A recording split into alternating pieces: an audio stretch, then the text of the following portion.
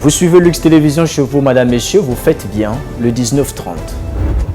En visite officielle en Italie, le président de la République, son Excellence Denis Sassou Nguesso, a eu de fructueux entretiens à Rome avec Sergio Mattarella, président de la République italienne, puis avec Giorgia Meloni, présidente du Conseil des ministres d'Italie.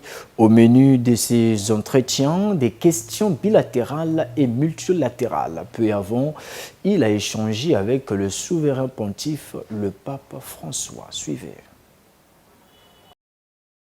C'est sous escorte que le président de la République, Denis Sassou Nguesso, arrive lundi après-midi dans la cour du Quirinal, résidence officielle du président de la République italienne, érigée sur une colline qui surplombe la ville de Rome. Le chef de l'État passe avec sérénité la haie d'honneur, au bout de laquelle il est accueilli par son homologue Sergio Mattarella, président de la République italienne depuis 2015.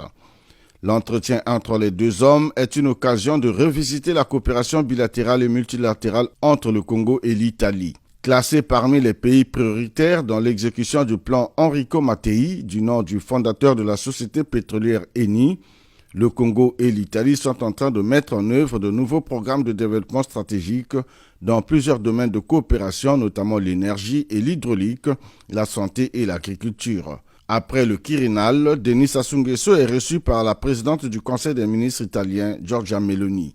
Le Congo et l'Italie ont décidé d'inscrire leurs relations dans un nouveau paradigme basé sur la coopération gagnant-gagnant, pas d'approche prédatoire ni paternaliste. Giorgia Meloni s'est engagée à faire du développement de l'Afrique l'enjeu principal de son mandat à la tête du gouvernement italien. Aussi, le Forum de coopération économique Italie-Afrique tenu en janvier dernier à Rome avait-il permis de mobiliser une bagatelle de plus de 5 milliards d'euros en faveur du continent africain destiné aux secteurs stratégiques tels que l'énergie, l'eau, l'éducation, la santé et l'agriculture. Au terme de ces entretiens entre le président de la République, Denis Sassou Nguesso, et les plus hautes autorités italiennes, tout laisse croire que l'axe Brazzaville-Rome se porte bien. Ce lundi 25 novembre, il est 7h45. Le cortège présidentiel arrive au Saint-Siège. Le piquet de la garde suisse est bien rangé pour les honneurs au président de la République du Congo qui a rendez-vous avec le souverain pontife. Denis Sassou Nguesso, qui est accompagné de son épouse, Madame Antoinette Sassou Nguesso, est salué par le régent de la maison pontificale, Monseigneur Leonardo Sampiezza. L'instant est solennel, quand le chef de l'État fait son entrée dans la bibliothèque apostolique du Vatican, où il est reçu par le pape François. Une poignée de main chaleureuse entre les deux dignitaires marque ce moment historique.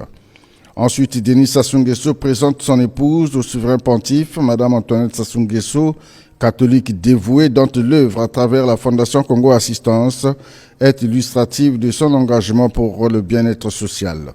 Le président de la République, Denis Sassou Nguesso, se retrouve en entretien en tête-à-tête plus tard avec le pape François.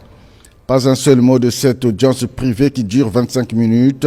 On peut imaginer que les deux hommes ont évoqué les questions d'intérêt commun, notamment la vie de l'Église au Congo, la question de la préservation de l'environnement et la paix en Afrique.